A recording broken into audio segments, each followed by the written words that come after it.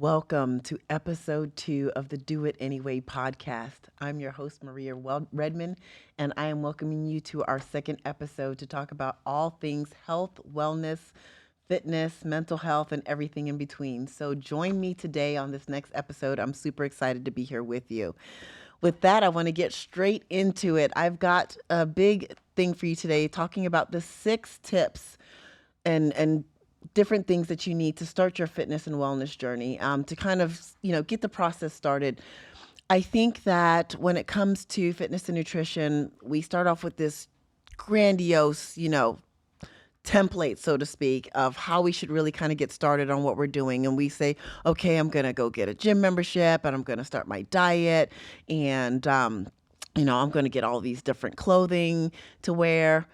And oh my gosh, it can be extremely overwhelming. And honestly, I think most people fail because they do way too much too fast, too soon. So I'm going to take you down the road of using these 6 tips to get started, and break them down each and individual so that you can really get a good understanding of how to start the journey. With that, let's get started.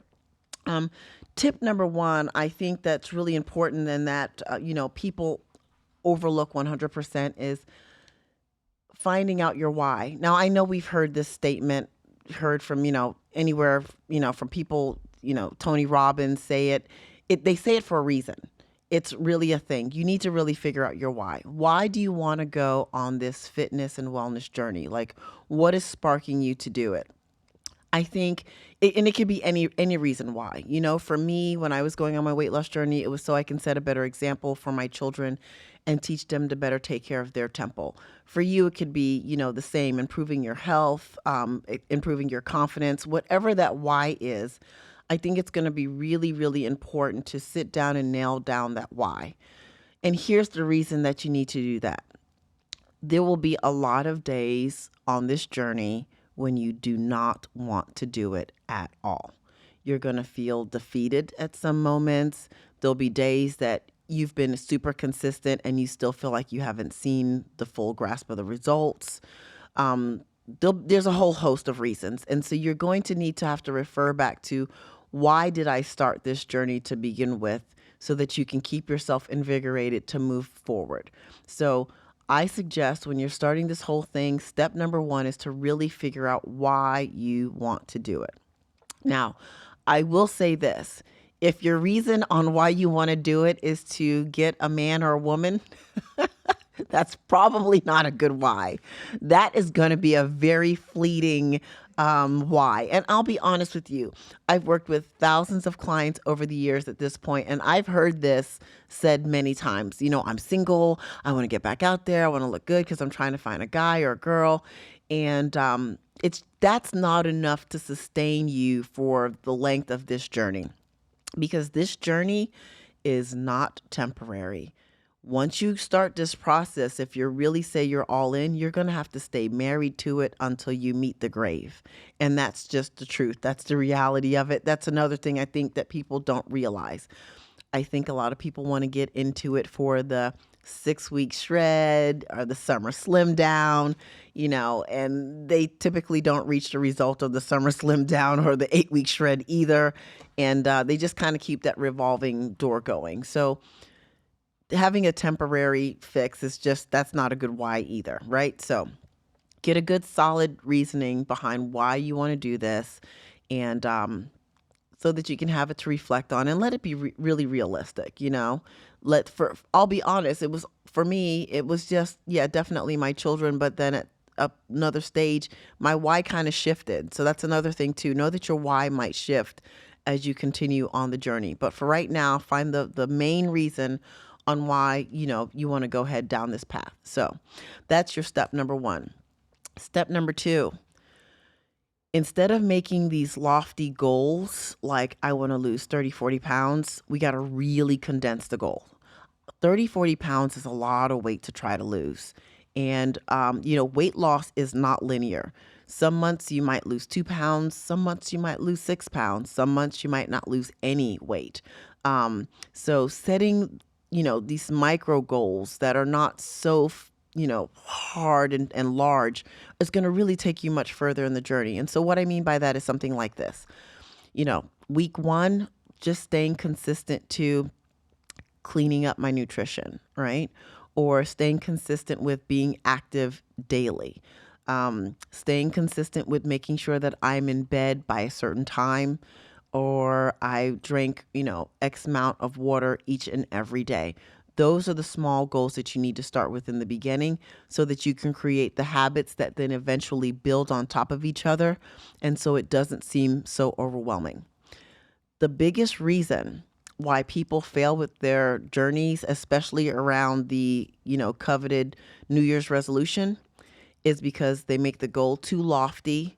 And by the time that week two starts, you've tried to do everything in the book. You've tried to do, this 1,200 calorie diet with 2 and 3 hours of cardio, and your brain is just in there like, I can't take it anymore. And then eventually it says, we had enough, and you're in a bag of cookies or chips and drinking your woes away. So it's because the goal was just too big, and you hadn't created any habits to keep that process sustained along the way. So you've got to really start with micro goals.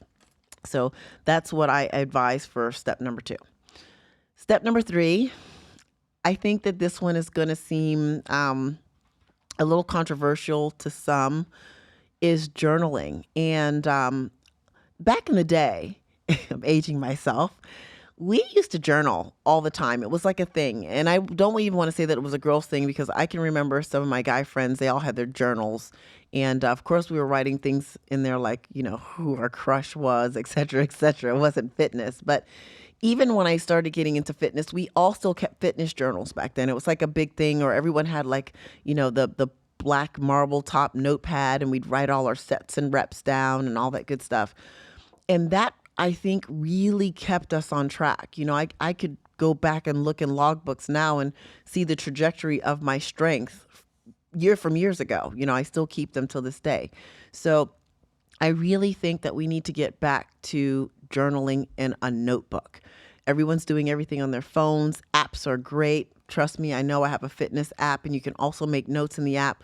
But there's something more concrete and cathartic about actually writing it down and seeing it after you've written it. And I think that we really need to get back to that. I'm doing a little bit of a case study right now with about 40 of my clients that I have consistently doing journaling every day, whether they've trained or just had a mental day, whatever. I give all my clients different tasks to do. And I asked them just to send me a snapshot of their journal, just so I make sure that they're doing it, because it's a study.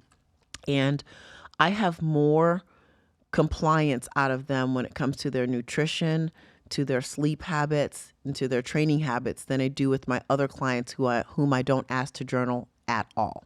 So there is definitely some validity to getting inside the journal.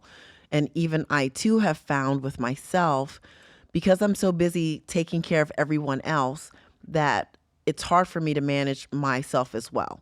But when I journal for myself, it helps keep me on track too. Beforehand, I was just worried about everyone else and kind of saying, well, I know what I'm supposed to do, so I'll just do it. And even I was finding myself waning on certain things that I was supposed to stay consistent on. So I've been journaling as well, and I think that it's just proof positive to work for you. So start to journal the beginning of this process with a couple things: how you really feel about it, what your fears are. Have you discussed it with your family? What was their reaction to what you're trying to accomplish? What are your boundaries? Set some boundaries for yourself, right? Some non-negotiables that's going to keep you, on task and really just kind of help you through the journey. I think that that's extremely important. We do not set boundaries for ourselves. Setting boundaries with your family and friends too, because that's going to be huge. So really journaling out the process, expectations for yourself. I talked about this in my in the last episode 1. If you haven't caught it yet, go check it out. It's on Spotify, Apple, and YouTube. But I talked about also having grace for yourself. So, maybe including something in your journaling about grace if the day didn't go as well as you would expect, things of that nature. So I think that that journaling component is going to be really critical for you, not just in the start of the journey, but also at the end of the journey. It is an amazing and beautiful thing to go back to a notebook from 5 years ago, trust me, and just kind of read through it and see how much you've grown, not only in your fitness and in your mental, wellness, but just as a person. You changed so much as a person, and that really gives you a snapshot of who you were then and how much better you are now. So that's going to be tip number 3, is definitely making sure that you journal everything down. With that comes number 4. So you've gotten the journey started. We're making our consistent goals. We're checking off those boxes. I think it's really important to set up a reward process for yourself. Now, the reward doesn't need to be something extravagant, but what I would like it to not be is food. We as Americans especially, but the world does it, but we glorify food. It's like become like a god almost. It's almost mind-boggling. I mean, there's no get together that ever happens without everyone saying, "What are we going to eat first?" Right? Like it's insanity how much we glorify food. So we can't even get together with friends without discussing what we're going to eat. And then when the food comes to the table, we can't even just eat it without even having to take a photo of it and post it. We haven't even had a bite. It could be hot garbage, but we've posted it up on our social media just to show everyone what we've eaten. It's crazy. As a competitor, the first thing that they ask you after all these weeks of this stringent dieting and getting in the best shape possible is, what are you going to eat? What's the first thing you're going to eat when you get off stage? That always would boggle me, by the way, because we're as close to death as you can possibly be. And the worst thing to throw into your body is sugar. Talk about throwing your electrolytes off and killing yourself. Well, that's the way to do it. But I digress. So we're going to go back. So yeah, we really do. We glorify food way too much. And it's sad. And I think we've lost connection with people sometimes because we put the food at such a high end. I've had people say things like, I want to do this, weight loss journey, but I can't give up my wine, or I won't give up my cookies or soda. And I want you guys to listen. If you're a person that says that, no judgment here, first and foremost. But I want you to also listen to it. The wine, the cookies, the cakes, whatever, it's an inanimate object. It can't talk to you. It can't love you. It can't hug you. It can maybe comfort you for a moment. And when I say a moment, maybe a minute or two at best, right?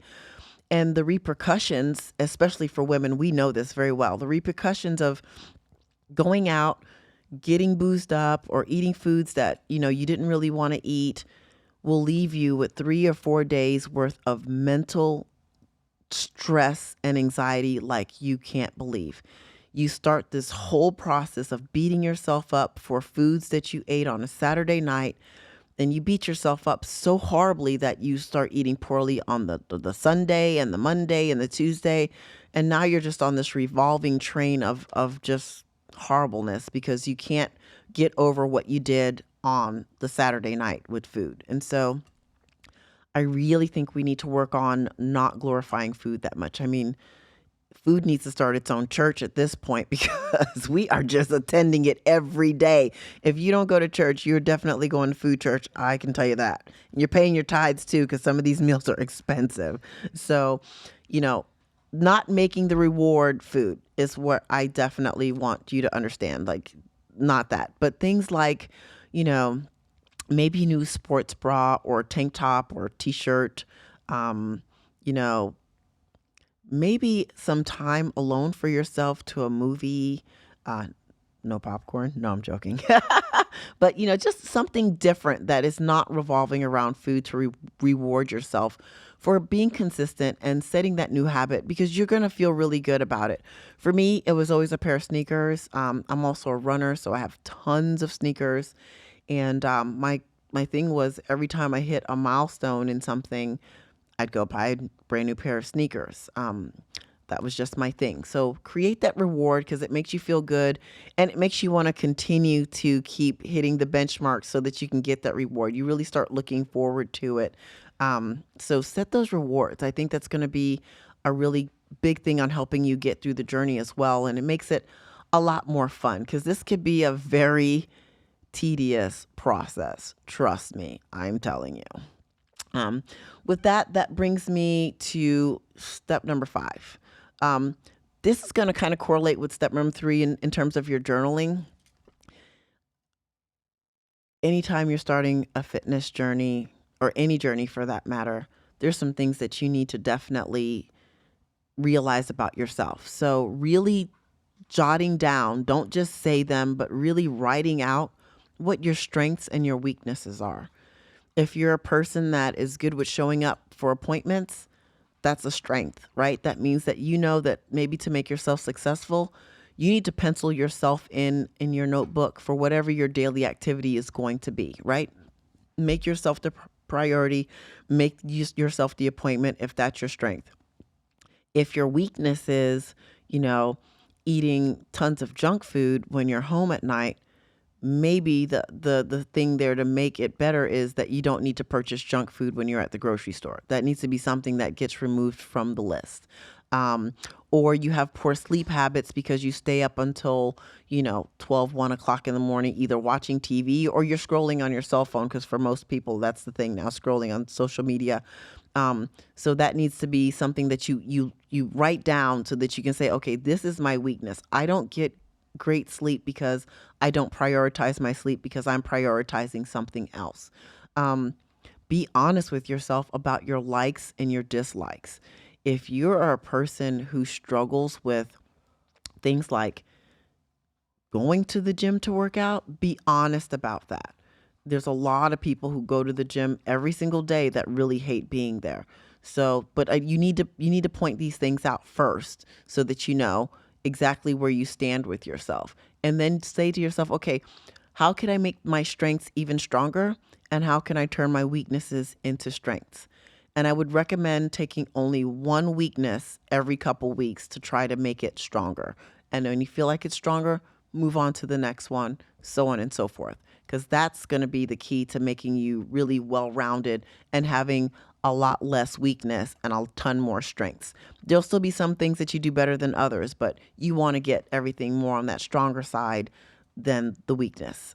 So be honest with that self. Be brutally honest about it. For me, oddly enough, I knew early on, even though I'm a person that likes to do swim, bike, run, which is all cardiovascular activity, I hate getting on a treadmill, a step mill to do any form of like cardio for bodybuilding. It just, it makes me angry, honestly. I don't like it at all. Like if I could avoid it, I do. And so, I went on this whole season one year of just saying, I'm going to make cardio my priority for my competitions because I need it as the piece to make me look better on stage. So I just went in on it. I made it the thing that had to be my goal. I set it as a goal, and I chopped it down into small micro pieces, like I said. So 10, 20 minutes here. And then I just kept building it up, building it up, building up to a point where people eventually started asking me if I was ever going to get off the step mill. That's when I knew I had arrived. So much so that I can actually fall asleep on a step mill and keep going. True story. But so just really trying to, be honest with where you stand with things.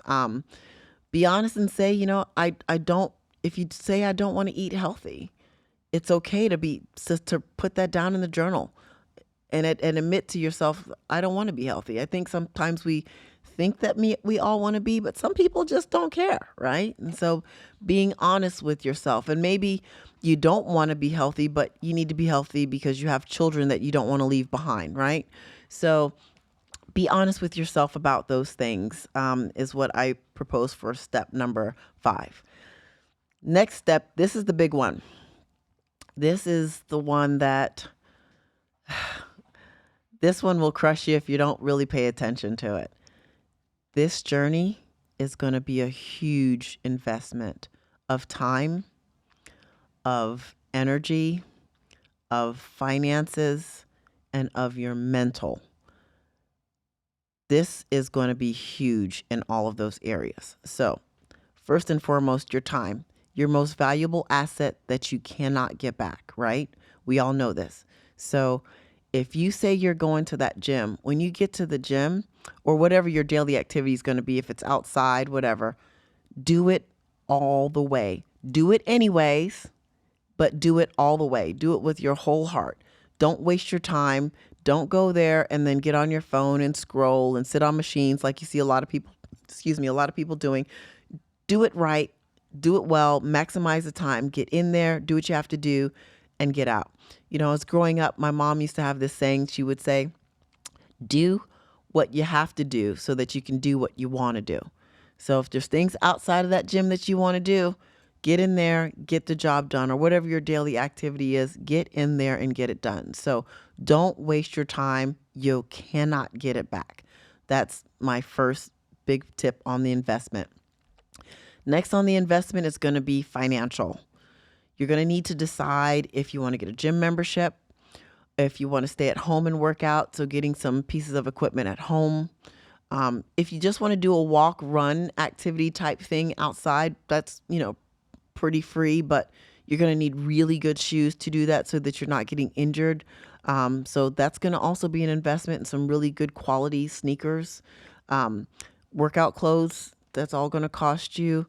And there's going to be some supplementation that needs to take place. And I'm not talking about protein powders. I mean, that's something you can leave off, but things like fish oil and multivitamins, magnesium, things that you really do need that are going to be pertinent. And we'll talk about a lot about these things in later episodes, but these things will definitely be critical to your fitness journey, and these are going to cost you. With that being said, trying to go the cheap route and get low quality is not going to do you anything. You're going to be burning money. So I can't wait to get to that episode and really talk about that so I can save you money, but have you taking good quality supplements because you don't want to skimp on those. So understanding that it's going to be a financial investment for you as well. Next thing it's going to cost you is your emotions. This thing is a roller coaster. Let me tell you, you're going to wake up some days and you're going to be like pumped. I'm ready to go. Things are moving in the right direction. I feel amazing. Going to hit this gym today. And then you wake up the very next day and you're like, I'm so sick of this. I'm over it. I'm not sure why I'm doing this. This is when you refer back to your journal and your why. I'm tired today. Maybe you didn't sleep well. Maybe you didn't prioritize your sleep, right? So there's going to be a whole list of emotions. I've been spot on every single week for 3 weeks with my nutrition, with my training, with my cardio. And you step on the scale and the number's looking back at you and it's the same exact number. And you say, gosh, what a failure this was. I've done it all right, like everyone says, and I still didn't get anywhere. And that's where I tell you, you have to not be a slave to the scale. And we'll definitely talk about that as well. But it's going to be an emotional journey and you're going to have to figure out ways to get over the hump with those emotions. And I'm going to teach you how to get over the hump with those emotions because they're very real. They're very normal. You won't be the only one going through them. I still experience them, every day in some form or facet. Today was a day, actually. I got up, said I'm going to get on my bike and go for a 3-hour ride. I've got an Ironman coming up, and I put on my, bike kit, and I felt like I looked fat in it, because I've been gone for almost a week, spending time with my grandkids and, eating things that little kids eat, like goldfish and oh my God, all kind of things. There was a blueberry breakfast bar that seemed like sort of okay, but it wasn't okay. But I looked at the pack, it was like 36 carbs and 300 calories it was sugar, basically. That's what it was. So, there I was standing in my bike kit, feeling like, oh my God, I'm a fat pig and I don't want to get on my bike today and ride it. And I had to get a grip and back myself off, right? I was like, Maria, first of all, You're not overweight, right? You probably are retaining some water, but whatever.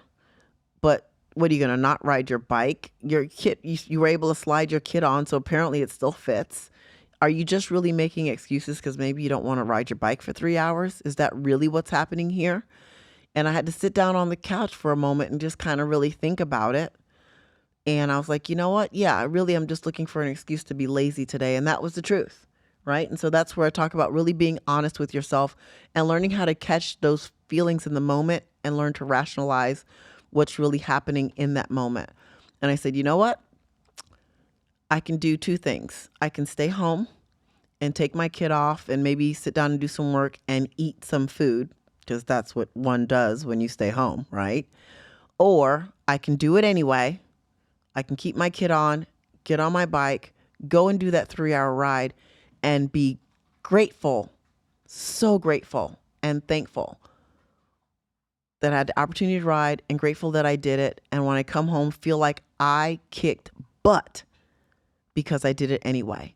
Because we all know that we all feel better after we do that activity that we really didn't want to do. And you know what? That is exactly what happened.